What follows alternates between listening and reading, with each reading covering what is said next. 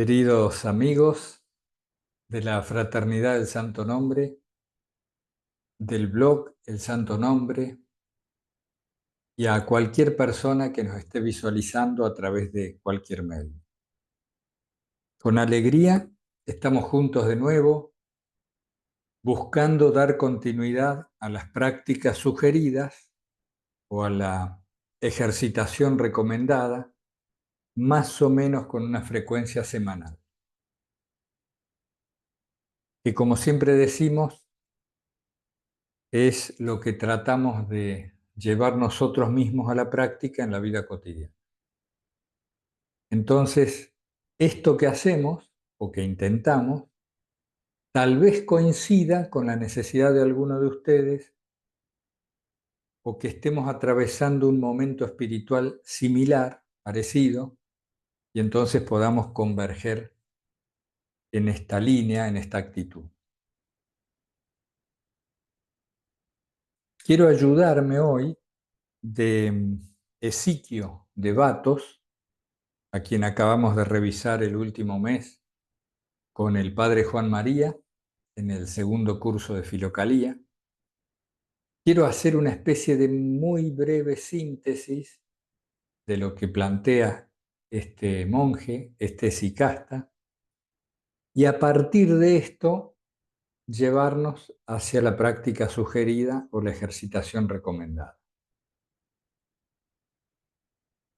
Lo voy a ligar también con lo que comentamos en el retiro virtual, en la versión virtual de los retiros de Ávila.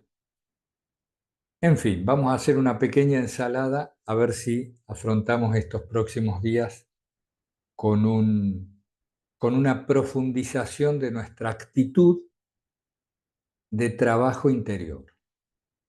La actitud de trabajo interior. Antes de empezar, buscamos la actitud orante, tanto para exponer como para escuchar. Actitud orante implica una cierta reverencia,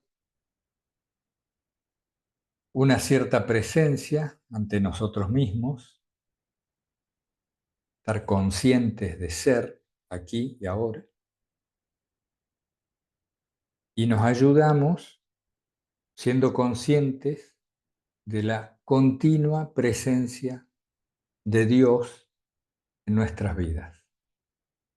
Un Dios que está fuera, que está dentro, que nos envuelve, que nos rodea y que sobre todo permanece en el sagrario del corazón. Para eso, la señal de la cruz como un sumergirnos en su voluntad,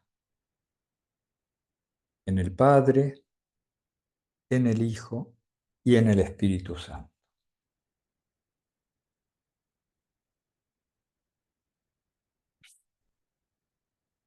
Les quiero leer algunos fragmentos de la introducción que el padre Juan María realiza en la Filocalía de los Padres Népticos. En este caso es en el tomo 1 de la editorial Monte Cassino, padre Juan María de la Torre, el traductor.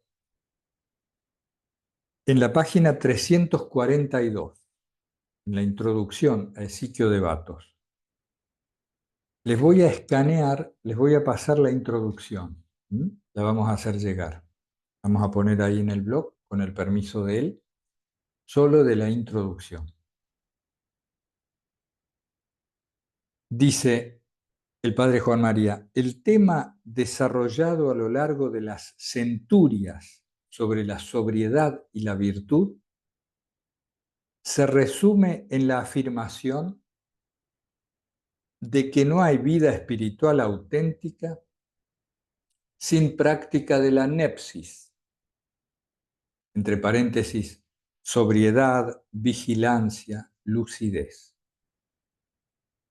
Única, la nepsis, única, capaz de desapasionar progresivamente el alma, de favorecer su purificación y su unificación, de establecerla en la quietud divina y de disponerla así a vivir del continuo recuerdo del Señor. Muy lindo párrafo. Quiero revisar algunos conceptos porque vieron que las palabras van cambiando de significado, de significante a lo largo de los siglos, y aunque están traducidas al lenguaje actual, lo que nuestra mente se dice acerca de ciertas palabras no siempre es lo que quiso decir el autor. Por ejemplo, la nepsis es la única capaz de desapasionar progresivamente al alma. ¿Qué quiere decir desapasionar? No debemos entender insensibilidad. No debemos entender que el alma se desapasione como que pierda su empatía, que deje de ser un alma compasiva, viva, fresca. No, desapasionar el alma es quitarle su patos, es decir, lo patológico en ella, el padecimiento que ella vive, el alma, cuando se hace dependiente de lo que ocurre. Desapasionar el alma, desapasionarla, es liberarla de la dependencia, que permanezca en sí.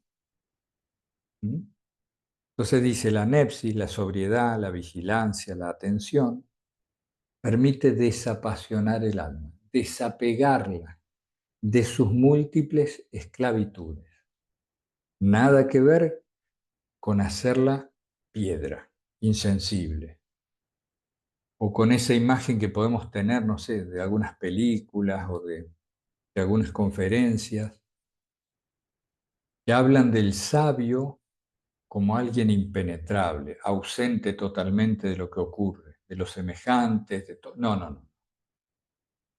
Puede ser muy empático, o el alma nuestra empática, cercana, pero sin embargo permanecer independiente, no identificada, no padecer. De ahí deriva esta palabra del patos griego, ¿no? Y de ahí sale la palabra, por ejemplo, patología, lo patológico.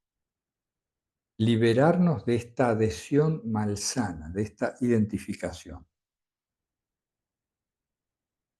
Entonces dice el padre Juan María que el tema desarrollado por Ezequiel de Batos se resume en la afirmación de que no hay vida espiritual auténtica sin práctica de la nepsis. Repito, con paciencia. La nepsis es sobriedad, vigilancia, lucidez, única capaz de desapasionar progresivamente el alma, de favorecer su purificación y su unificación.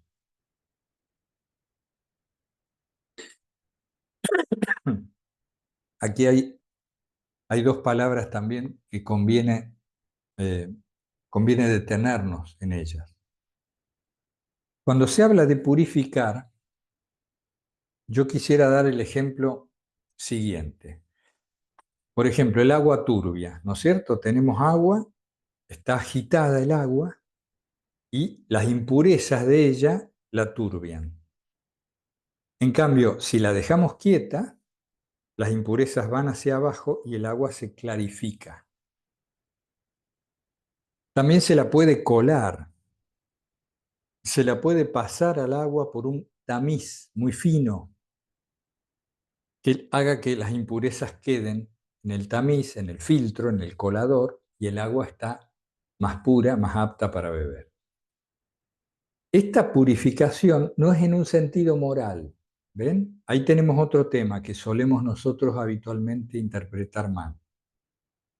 Purificar el alma en un sentido moral, porque tengo esta suciedad en mí, este pecado en mí, esta falta en mí, esta mancha.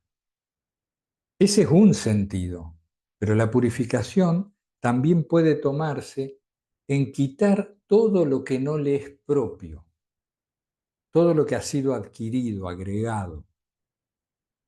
Entonces la pasamos por el tamiz y queda purificado. ¿Por qué tamiz pasamos al alma? Por el tamiz de la oración y por el tamiz de la atención, de la sobriedad.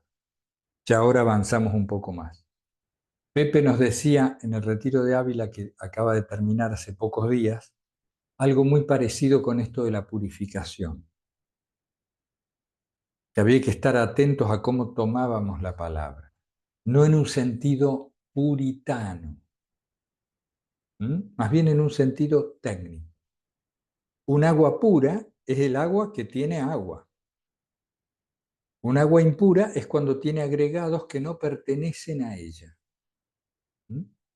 Volvemos siempre a este tema de lo original, el regreso a lo original en nosotros, quitándole aspectos morales. La moral está muy bien, pero es propio de otro ámbito. Acá no estamos hablando en ese sentido. Después, dice, favorecer su purificación y su unificación. El alma unificada es el alma no fragmentada, que tiene un solo propósito, tiende en una sola dirección, permanece en el recuerdo de Dios, está unificada, es una, no está disgregada. No va para un lado a la mañana, para otro a la tarde y para otro a la noche. Unificada. A eso nos lleva la nepsis, que nos establece en la quietud divina y nos dispone a vivir en el continuo recuerdo del Señor. Nuevamente una consideración, hoy estamos para más extensos. Una consideración con el tema del recuerdo del Señor, el memoria Dei. No se refiere a la memoria, tiene más sentido que eso. Porque ¿cómo es esto? Me decía yo hace tiempo, de estar recordando a Dios todo el tiempo. Que voy caminando y digo, existe Dios, existe Dios. ¿Eso es el recuerdo de Dios? No. El recuerdo de Dios es una expresión equivalente a vivir en la presencia de Dios. El recuerdo de Dios es vivir en la presencia de Dios. O volver al corazón. La palabra recuerdo tiene analogías, similitudes, relaciones con este recordis. Volver a unir, volver al corazón, no es un recuerdo de memoria solamente.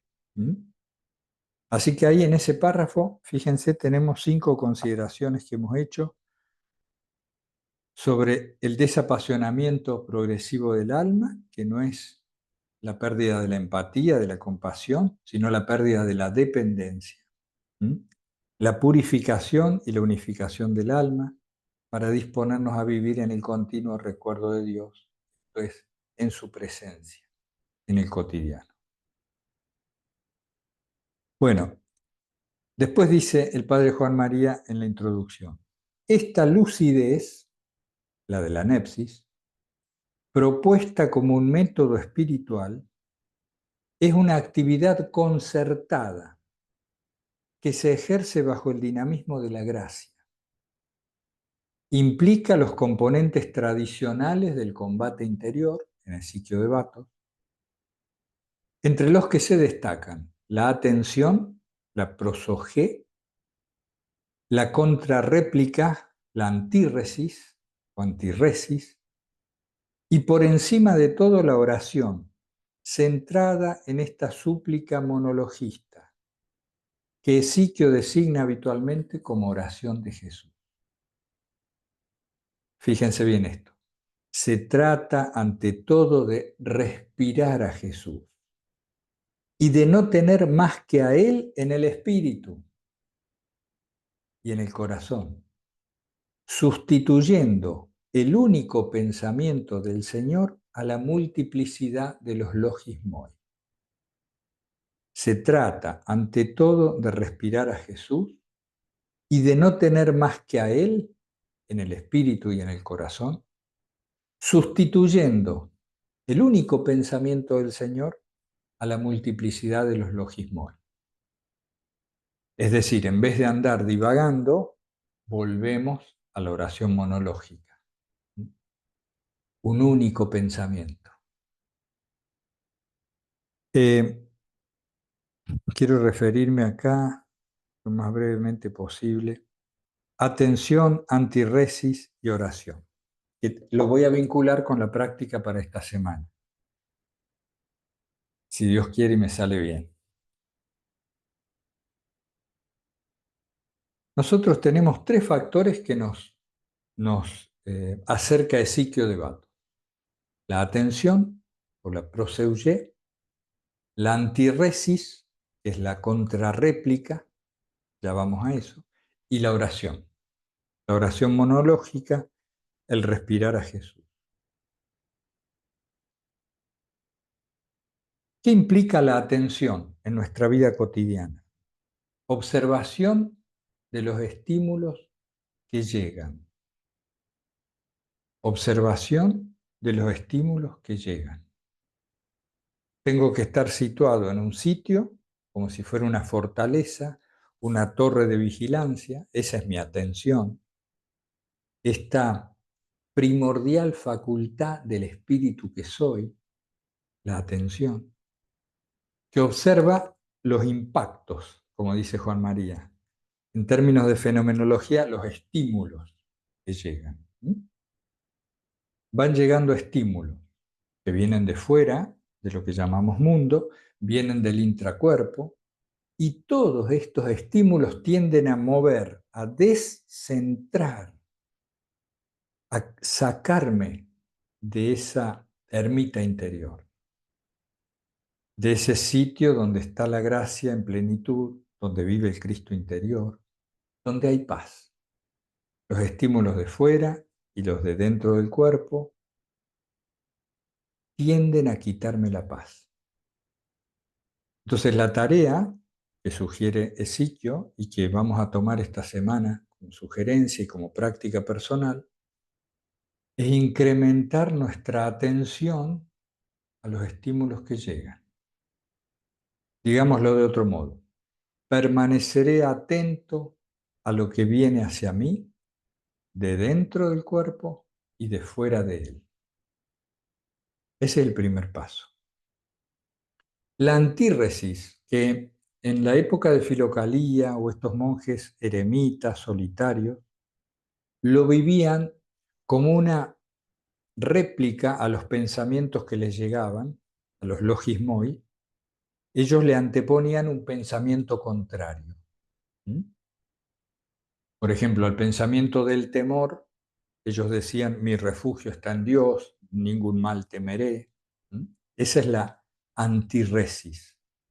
Pero en nuestro cotidiano, creo que nos conviene, para simplificarlo más, atenernos a la no reacción.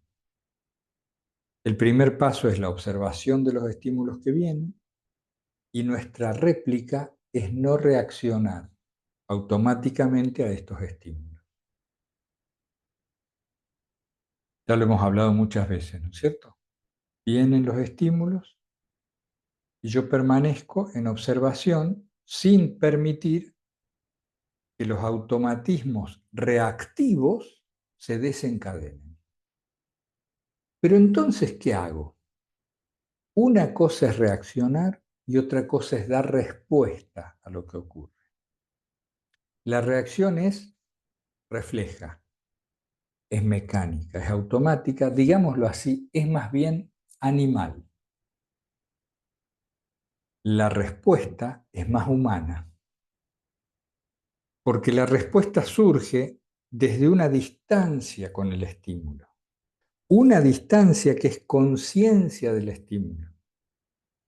Estar consciente del estímulo me permite responder de acuerdo a mi unidad interna. ¿Cómo es esto de la unidad interna? Responder de acuerdo a mi particular cosmovisión, a mi visión del mundo, a mi propósito de vida. Como solemos decir, todo lo que ocurre es un acontecimiento, un mensajero enviado por Dios. Por ejemplo, en la frecuencia del Padre causado, ¿no? en este tratado del abandono a la divina providencia. Todo lo que ocurre es un mensajero de la voluntad divina. Si esa es mi cosmovisión, si ese es mi propósito de vida, si esa es mi noción del deber ser espiritual, mi respuesta a los estímulos que llegan será de un modo. Por ejemplo, con actitud orante, haciendo sosegadamente, trataré de vivir la ceremonia del instante.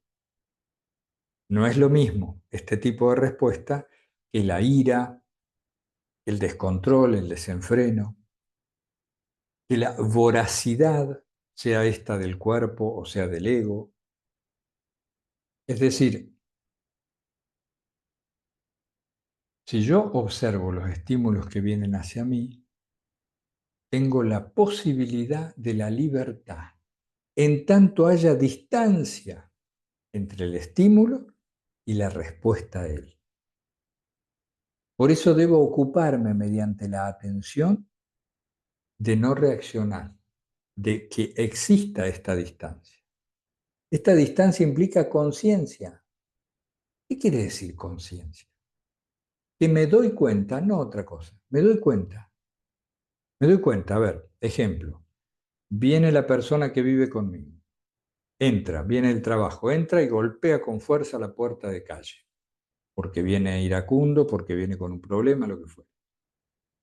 Ah, reacción, pero ¿cómo vas a golpear así la puerta? ¿No te das cuenta que se rompe? ¿Por qué no cuidas las cosas de la casa? ¿Vos qué te crees? ¿O está el chico durmiendo? No sé, ¿no? Me imagino la situación. Entonces, ahí está la reacción. Eso es lo mecánico. Una respuesta es, soy consciente del golpe, me he sorprendido, soy consciente de la reacción que quiere surgir, quiere salir, pero ya he puesto distancia porque estoy atento. Y dándome cuenta de que la reacción no va a favorecer en absoluto un cambio de la conducta del otro y tampoco va a beneficiar al clima general de la casa, permanezco en silencio, respiro y dejo que pase el momento, ¿no? La ola, dejo que pase la ola de la reacción. Más luego, más tarde, mañana, tendré oportunidad de conversar con este ser querido y decirle, oye, mira, fíjate, recuerda cuánto nos costó la puerta. O mejor aún, che, ¿qué te pasaba hoy que viniste tan alterado, alterada? Tenemos la posibilidad de responder de otro modo, en tanto haya distancia.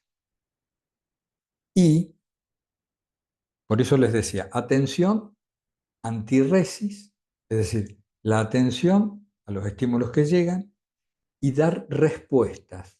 Este sería nuestro modo de replicar lo que ocurre.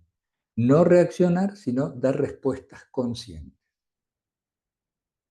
Y todo esto unido a la oración de Jesús, el respirar a Cristo Jesús, o el modo en que cada uno ejercite la oración. Todo esto unido, es decir, en un trasfondo de oración. Como estoy en actitud orante, como estoy atento, como la continua, lenta, tranquila, amorosa repetición del nombre de Jesús vive en mí, mi hacer se ha hecho sosegado, merced a una actitud orante, permanente. Vivo la ceremonia del hacer de cada momento. Y el hacer de cada momento me va a resultar mucho más sagrado, mucho más, lo diría así, imbuido de unción. La devoción estará presente en nuestra conducta, en tanto mayor atención tenga a lo que va llegando a mí y pueda entonces evitar la reacción para dar lugar a la respuesta. Muy distintos, son dos niveles cualitativamente diferentes de los actos humanos. Uno es más bien animal, y suele ser totalmente mecánico, automático. El otro es más diferido, tiene más distancia, suele ser más lento e implica conciencia de lo que voy a hacer. Y esto asume mi porción de libertad, mi pequeña porción de libertad, que depende siempre del nivel de atención con el que viva. Ya sé que hoy es complicado. Bueno, uno hace lo que puede cuando puede, ¿no? En esto andamos. Entonces, de paso aprovechábamos para hacer una muy sintética revisión de Siquio de Batos. Dice el padre Juan María en otra parte de la introducción a Siquio. Pero hacer consistentemente monje, acuérdense que monje es monos, el que está unido. Hacer consistentemente monje al hombre interior implica un estado de gracia y de confianza, la llamada incesante de Dios y ante todo el ejercicio de la humildad. Humildad real que nos lleva a enaltecer los progresos de los demás y a considerarnos a nosotros mismos como tierra y ceniza. ¿Por qué les menciono esto de la humildad?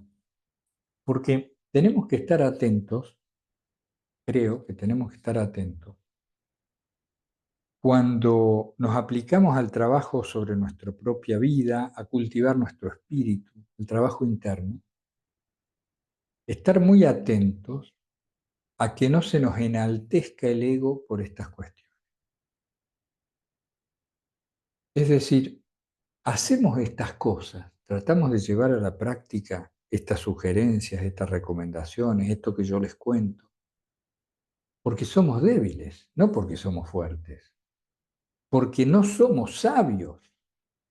Estamos intentando hacer esto, porque vivimos en la ignorancia, en la debilidad, porque nos cuesta permanecer en la presencia, recordando nuestra miseria, aunque es una palabra dura hoy en día, pero recordando nuestra pequeñez, nuestra debilidad, nuestra dependencia múltiple, es que decimos, vamos a tratar de llevar adelante esta práctica estos días. Recordar esto nos sitúa en donde estamos y no permitimos que la mente se haga algún autorrelato egoico, ¿no? Creyéndose la gran cosa porque no sé, porque trata de tener una determinada ascética o una determinada eh, línea, desarrollo de propio espíritu. La humildad es como el fondo necesario para cualquier cultivo espiritual. Humildad que podemos definir como conciencia de lo que somos sin maquillaje, sin autorrelato. ¿Y qué somos? Un hijo de Dios como todos los demás. Es decir, hermano de todos. Como me dijo una vez, hace muchos años, hay que asumirse mediocre. ¿Qué quiere decir mediocre? Estás en el medio. No eres ni más ni menos. Eres en el medio. Hermano de todos. ¿Mm? Ponerse arriba nos arruina el espíritu. Además de falso, nos arruina el espíritu. Ponerse abajo también es mentira y nos hace daño. Sentirnos pares de todos los demás humanos. Por ahí, este tema de la humildad. Eh,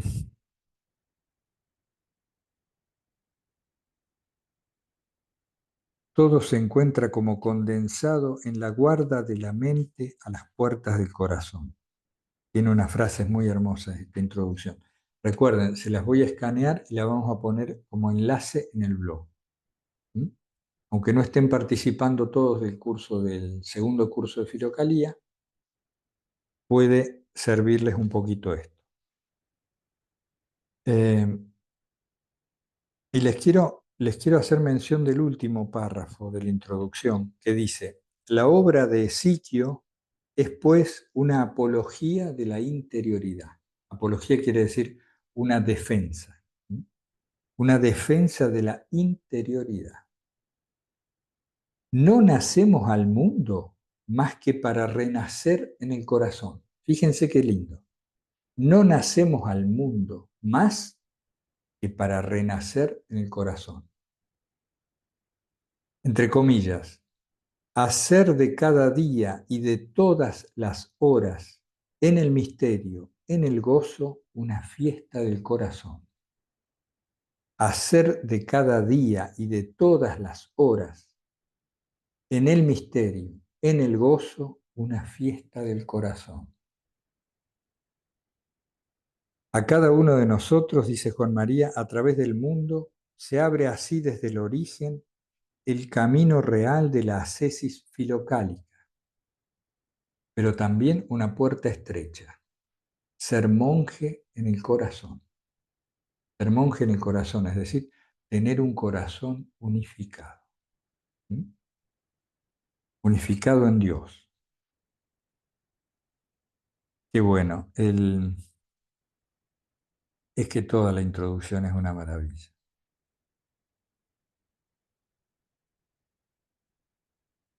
Dice, en la Ezequía del corazón asciende y desciende la oración de Jesús, el Kyrie eleison. Señor Jesús, Hijo de Dios, ten compasión de mí. La mente, desgarrada al haberse retirado el sostén de sus pensamientos, se transmuta en invocación y respira a Cristo.